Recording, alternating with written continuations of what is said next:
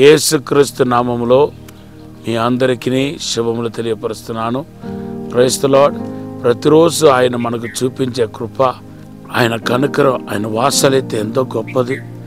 ఈరోజు కూడా దేవుడు మిమ్మల్ని సజీవ లెక్కల్లో ఉంచి మరొక కొత్త దినాన్ని దేవుడు ఇచ్చి ఉన్నాడు.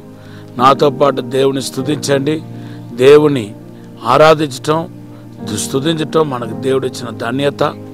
దేవుడు మీ జీవితంలో కనపడుతున్న చేదైన అనుభవం ఏదైతే ఉందో, బాధకరమైన అనుభవం ఏదైతే ఉందో, ఏదైతే నష్టపోయారో అవన్నిటినీ అద్భుతంగా ఈ దినాల్లో సమకూర్చబోతున్నానని మాట్లాడుతున్నాడు. ఈరోజు దేవుడు మనకిచ్చిన వాగ్దానం ఏంటంటే, ఆమోస్ గ్రంథం 9వ అధ్యాయం 12వ వచనం దేవుడు మనకు వాగ్దానముగా ఇస్తున్నాడు. దేవుని బిడ్డలారా, ఈ రోజు నుండి మనం అబ్రహాం గురించి ధ్యానించబోతున్నాం. ఆదికాండ 12వ అధ్యాయం 1వ వచనంలో అబ్రహాముని దేవుడు మరి నీ దేశాన్ని, నీ కుటుంబాన్ని, నీ యొక్క బంధుమిత్రులను విడిచిపెట్టి నేను చూపించే దేశానికి రా అని పిలవటాన్ని మనము పరిశుద్ధ గ్రంథంలో చూస్తున్నాం. వాస్తవానికి ఆదికాండ 11వ అధ్యాయం 31వ వచనంలో మనం చూస్తే, తేరాగు అంటే మన అబ్రహాము యొక్క తండ్రి పేరు తేరాగు. ఈ తేరాగు ఆల్రెడీ కానాన్ దేశానికి ప్రయాణమై వెళ్ళాడు. ఆరాన్ దగ్గరకు వచ్చి ఆగిపోయారు. దేవుని బిడ్డలారా, తండ్రి దగ్గర నుండే ఈ ఆశీర్వాదం ప్రారంభించబడాల్సిందే. కానీ ఆరాన్ అనే ఊరు అడ్డు వచ్చేసింది. ఈరోజు కూడా మన కానాన్ దేశము చేరకుండా ఎన్నో అడ్డులు మనకు కనపడుతున్నాయి.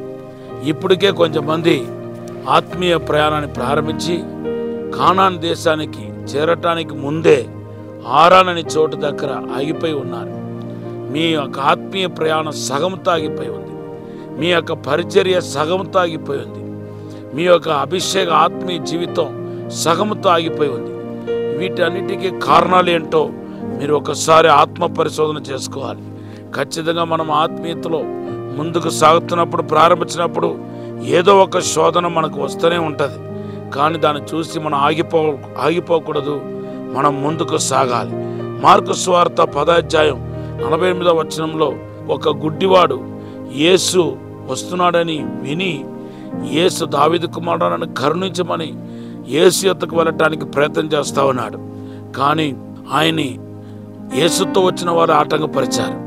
మాట్లాడవద్దన్నారు, నువ్వు వెళ్ళటానికి వీల్లేదన్నారు. కానీ ఆ ఆటంకాన్ని తొలగించుకొని యేసు యొద్దకు వెళ్ళటం వలన ఆయన చూపు పొందుకొని యేసును వెంబడించకుండా వెళ్ళాడు. అలాగే చంటి బిడ్డలు యేసు ప్రభు దగ్గరికి తీసుకొచ్చినప్పుడు కొంతమంది అభ్యంతరపరిచారు, మత్తయి సువార్త 10:16లో. కానీ ఆ అభ్యంతరాన్ని అధిగమించినట్టుగా మనకు కనపడుతున్నాయి.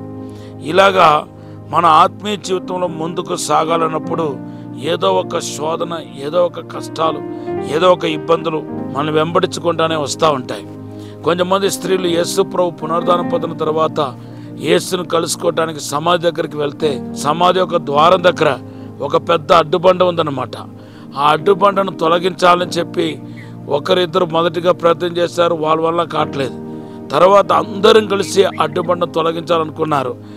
వాళ్ళ వల్ల కూడా సాధ్యం కాలేదు. వెంటనే నిరుత్సాహపడి, బాధపడి వాళ్ళు వెనక తిరిగి రాలేదు. మన కొరకు ఈ రాయిని ఎవరు దొర్లిస్తారని చెప్పి దేవుని వైపు చూచి ప్రార్థన చేయగా ఆ రాయి దొర్లించబడటాన్ని మనం చూస్తున్నాం. ఈరోజు కూడా మీ ఆత్మీయ జీవితంలో, మీ యొక్క ఆశీర్వాదపు జీవితంలో ఎన్నో అడ్డు ఆటంకాలు, శోధనలు వస్తూనే ఉంటాయి. కానీ మనం చేరవలసిన గమ్యం కానాన్ దేశం, ఆశీర్వదించబడిన దేశం, దేవునితో నడిచే దేశం, దేవుడితో ఉండే దేశం, దేవుని మహిమను చూసే దేశం. కాబట్టి ఎన్ని ఆటంకాలు, ఎన్ని శోధనలు వచ్చినా వాటిని లెక్క చేయకుండా మీరు ముందుకు సాగాలనేది దేవుని యొక్క ఉద్దేశం. వాగ్దానం ఇస్తున్నాడు మీకా గ్రంథం 2:13 ద్వారా, నీకు ముందుగా వెళ్ళి వంగరైన మార్గం నేను సరిచేస్తానంటున్నాడు. ఏదైతే వంగరగా ఉందో అవన్నిటినీ ప్రభు సరిచేస్తాడు. మీరు దేవుళ్ళు ఎదగాలి, ఆత్మీయంగా ఎదగాలి, ప్రభును తెలుసుకొని బలపడాలి, ఆయన లోతుకు వెళ్ళాలని ఆశపడితే మాత్రం ఖచ్చితంగా ప్రభు సహాయం చేస్తాడు. కాబట్టి అబ్రహాం యొక్క తండ్రి తేరాగు ఆరాన్ అనే చోటు దగ్గర ఆగిపోయినట్టుగా మనం ఆగిపోకూడదు. మనం చేరాల్సిన కానాన్ దేశాన్ని ఖచ్చితంగా చేరాల్సిన వారమై ఉన్నాం. దేవుడు మీకు ఈ విషయంలో సహాయం చేయబోతున్నాడు, మేలు చేయబోతున్నాడు. మీ అడ్డు ఆటంకాలన్నీ తొలగించి ఆత్మీయ లోతుకు వెళ్ళబోతున్నారు. ఈ సమయంలో ఒక చిన్న ప్రార్థన చేస్తాను. పరిశుద్ధము నమ్మకమైన పరలోక తండ్రి, ఈ మంచి సమయం కొరకు వందనాలు ప్రభా. మీరే ఆశీర్వదించి దీవించి బలపరిచి విశేషమైన కృప ఇచ్చి ప్రతి శోధన నుండి కీడును తప్పించమని బలపరచమని తండ్రి. ఏదైతే కానాను దేశం చేరటానికి అడ్డుగా ఉన్నాయో అడ్డును తొలగించమని, తాక్కుమని, ఆశీర్వదించమని యేసు నామములో అడిగి వేడుకుంటున్నాము తండ్రి. ఆమేన్. ప్రభు ఈ మాటను దీవించునుగాక. Have a blessed day.